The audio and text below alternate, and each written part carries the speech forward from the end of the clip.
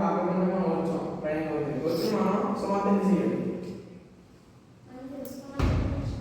మరి హిందువులు చెప్పట్లేదు కదా, హిందువులు మా దగ్గర మనం చెప్పట్లేదు, ముస్లిమ్స్ మా దగ్గర మనం చెప్తారు. మనం ఎందుకు సుమార్తం చేయాలి?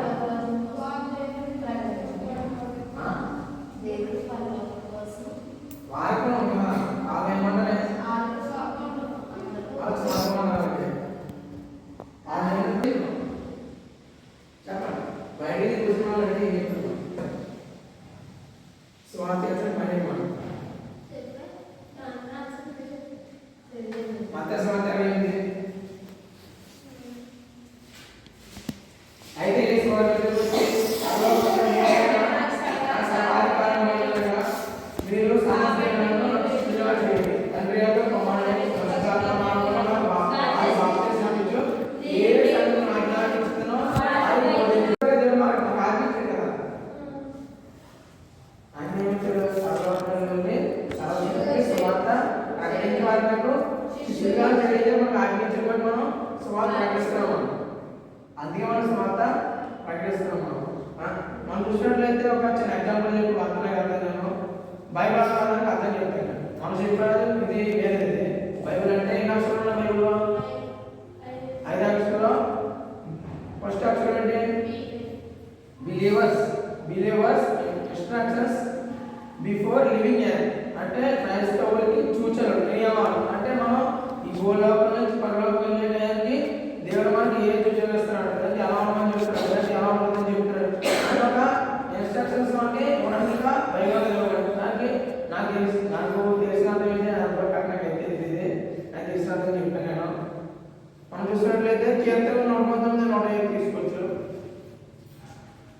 కీర్తనలు 119, 105 నీ వాక్యం ఏం చెప్తా? నీ వాక్య కారణములకు దేవుడు మనకు రావాలి. ఏది మనకు రాగలిగాలని చెప్పాడు కదా, దేవుని వాక్యం మనకు రాగలిగాలని చెప్తాడు. నిజంగా దేవుని వాక్యం మనకు ఆ పాపం ఏకంగా వెలుగుగా ఉంటుందా? మన జీవితంలో వెలుగుతుందా? మన జీవితంలో వెలుగుతుందా? ఎటువంటి వెలుగు మన జీవితంలో ఉంటుంది? లోక సంబంధం వెలుగుతుందా, తన సంబంధం వెలుగుతుందా? మనం చూసినట్లయితే హృదయంలో దేవుని యొక్క వెలుగు ఉంటే, హృదయంలో దేవుని యొక్క వాక్యం మనం కలిగి వెలుగులను మనం చూస్తున్నాము. లోకా సువార్త 8:15 వచ్చారు. లోక 8:15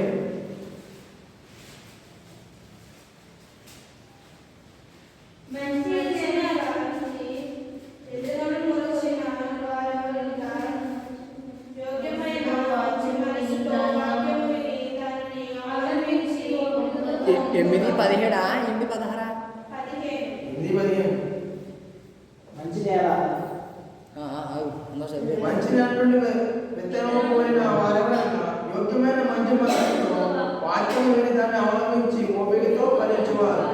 నేను ఏం చెప్తాను? మంచి నేల నుండి విత్తనము పోని వారెవరైనా యోగ్యమైన మంచి మనసుతో వాక్యం విని దాన్ని అవలంబించువారు. మంచి మనసుతో మనం వాక్యాన్ని వినాలి.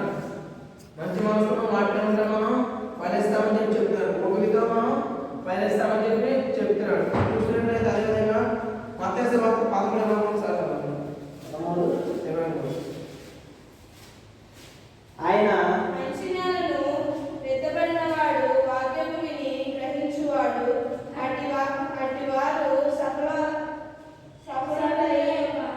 ఎవడు నూరంతలుగాను, ఒక 60 ఒక 30 ఫలించాడు. మనం ఏ నాణ్యం దేవుడు చెప్తున్నాడో మంచి నాన్న మనం విత్తబడితే ఎన్ని రీతిలుగా 30 100 60 మనం దేవుడు మనల్ని ఫలిస్తాను ఆశీర్వదిస్తానని చెప్పి దేవుడు చెప్తున్నాడు. దేవుడు యోసేపుని ఏమన్నాడు? యోసేపు నువ్వు ఫలించేది కొమ్మ అని చెప్పి యోసేపుని అన్నాడు. ఇంకా మనం చూసినట్లయితే బైబిల్ అనేక మంది ఫలించిన వారు ఉన్నారు, అభివృద్ధి పొందిన వారు కూడా ఉన్నారు. వాళ్ళందరూ ఏ నేలలో ఎత్తపడ్డారు? వాళ్ళు మూలలోనా? మంచి నేలలోనా? మంచి నేలలో మనం ఎత్తపడి మనం ఫలిస్తామా? ఎప్పుడైతే యోగు కూడా శ్రమలు వచ్చినాయి, కష్టాలు వచ్చినాయి, అన్నీ వచ్చినాయి యోగుకి. యోగు మంచి నేలలో ఎత్తపడ్డాడు కాబట్టి యోగు ఏమన్నాడు? యెహోవా ఇచ్చాను, యెహోవా తీసుకున్నాడు, యెహోవా నామమునకు స్తుతి కలుగుగాక అని చెప్పి యోగు అన్నాడు. అటువంటి కష్టాలు శ్రమలు వచ్చిన మనం మంచి నేలలో ఎత్తపడ్డామని చెప్పి ఆలోచన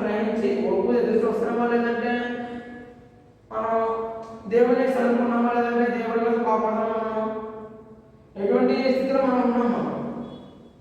మంచి నాన్న మెత్తబడిన వాళ్ళ అసలు ఉన్నామా? మంచి మనసులో ఉన్నామా? అదే చెప్తున్నాను. వాక్యం అర్థం అంటే మనం మంచిగా ఫలిస్తామా? ఎప్పుడైతే వాక్యం అర్థం మనం ఆటోమేటిక్గా మనం మంచిగా ఫలిస్తాం. మనం చూసినట్లయితే మంచి చోట చెడు ఉండదు, చెడు చోట మంచి ఉండదు. ఎలాగైతే ఒకే గ్లాసులో మురికి నీళ్ళు మంచి నీళ్ళు ఉండవు కదా, ఉంటాయా? అలా ఉన్న చేస్తారు ఇది ఆ చేస్తాలో ఇవ్వబడుతుంది. ఒకే గ్లాసులో మంచి నీళ్ళు ఉన్నాడే, మురికి నీళ్ళు ఉండాలి. ఒకే గ్లాసు అవి వేరు ఇవి వేరు ఉంటాయి. అదే దేవుడు చెప్పాడు. మన హృదయంలో వాక్యం ఉంటే మీరు ఫలిస్తారని చెప్పి చెప్తాడు. మీరు హృదయంలో లోకతనం ఉంటే లోక ఆలోచన మీరు ఫలించలేదని చెప్పి దేవుడు చెప్తున్నాడు. అదే మనం చూసినట్లయితే యోహాను సువార్త 8:31. యోహాను సువార్త 8:31. కాబట్టి యేసు తనను నమ్మిన యోధులతో, మీరు నా వాక్యం ముందు నిలిచిన వారైతే నిజముగా నాకు శిష్యులై ఉండి సత్యము గ్రహించెదరు. కాబట్టి యేసు తనను నమ్మిన యోధులలో మీరు నా వాక్యం ముందు నిలిచి ఉన్న వారైతే నిజంగా నాకు శిష్యులై ఉండి సత్యము గ్రహించెదరు.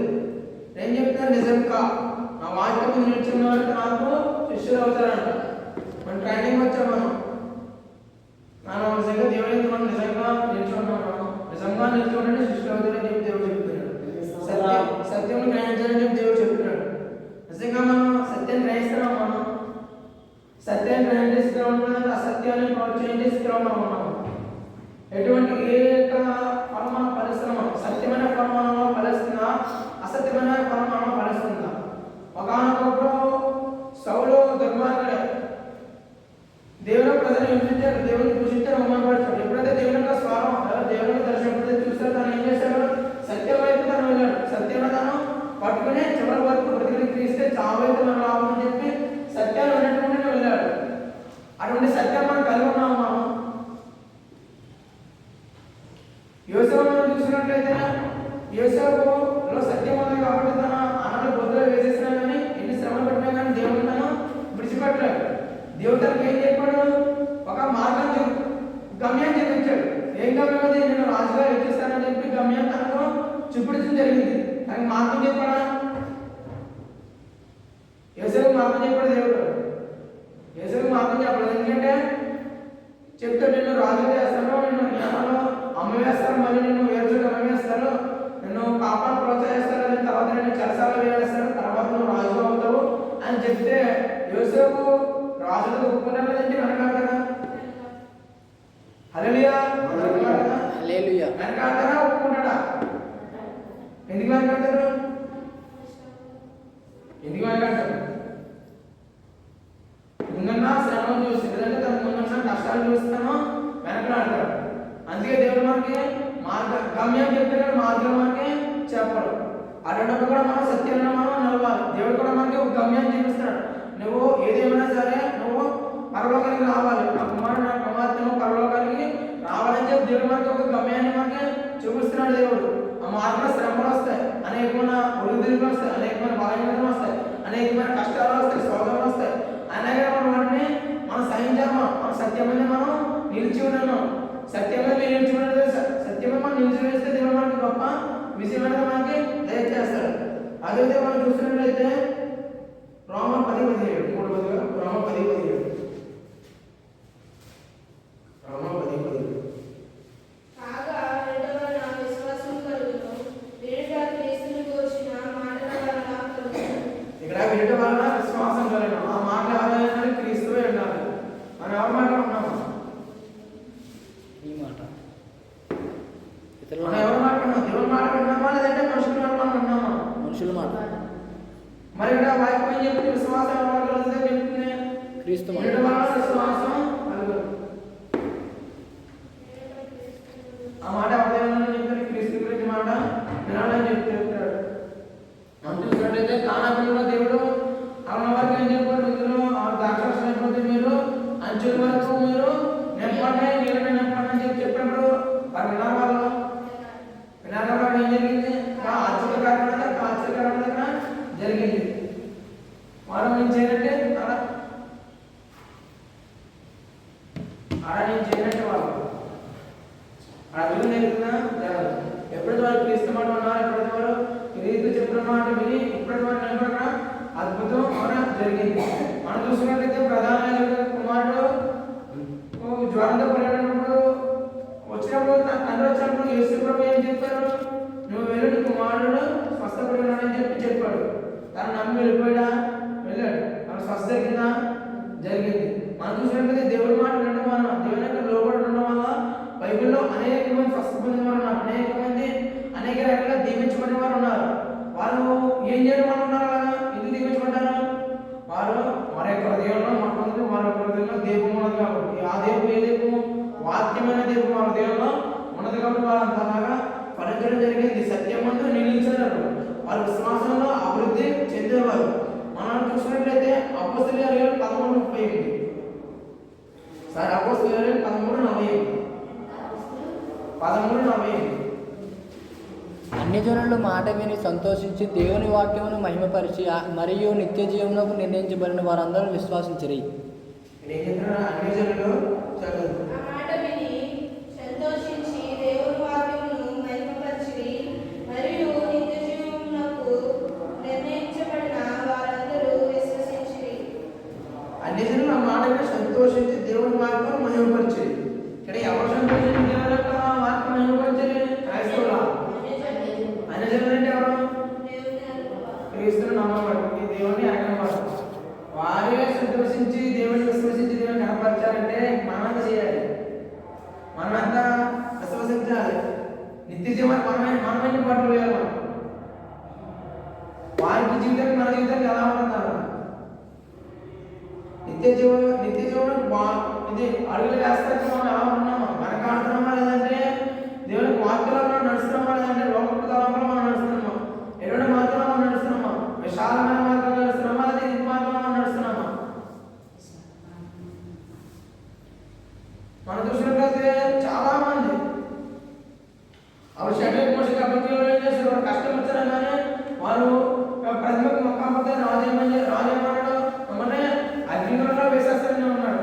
వారు ఏమన్నారు? షడ్రక్ మోషక్ అబద్ధికులను అగ్నిగుణంలో దేవుడు రక్షించగల సముద్రం అని చెప్పి వారు అగ్నిగుణంలో వెళ్ళారు తప్ప దేవుడు విడిచిపెట్టారు. వాళ్ళు ఎందుకు విడిచిపెట్టారు? వాళ్ళు దేవుడు వారి హృదయంలో ఉన్నాడు కాబట్టి.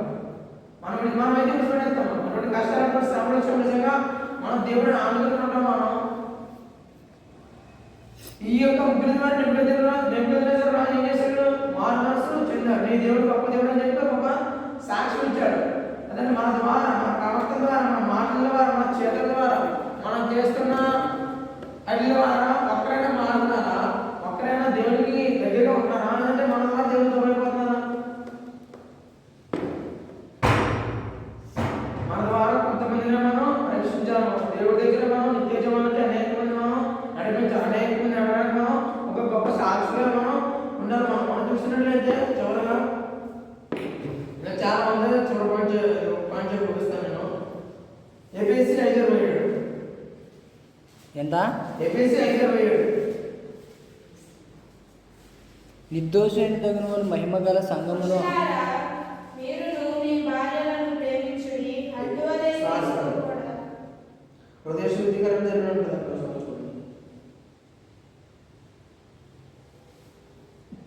5:27. నిర్దోషమైన తగిన మహిమ గల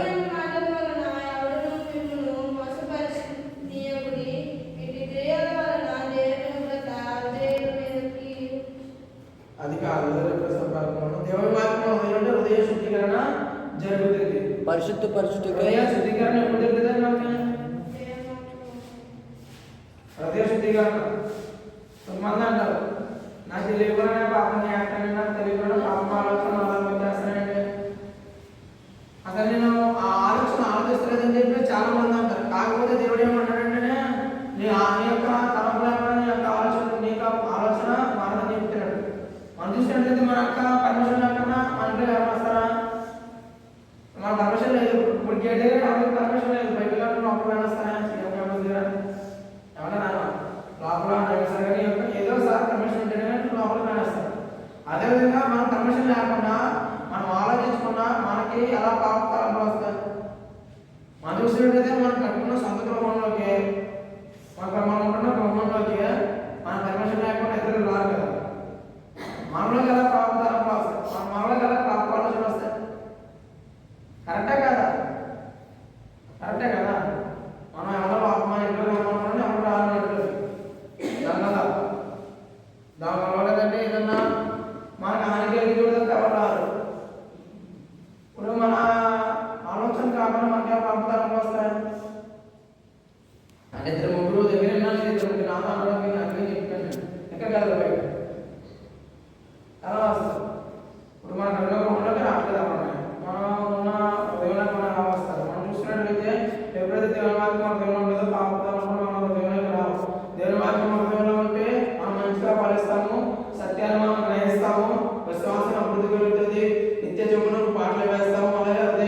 శుద్ధీకరణ మనకి జరుగుతుంది. ఎప్పుడైతే మనం దేని మనకి హృదయంలో ఉంచుకున్నామో ఈ యొక్క క్రియలు మనలో జరుగుతాయి. దేవుని పురుషుడు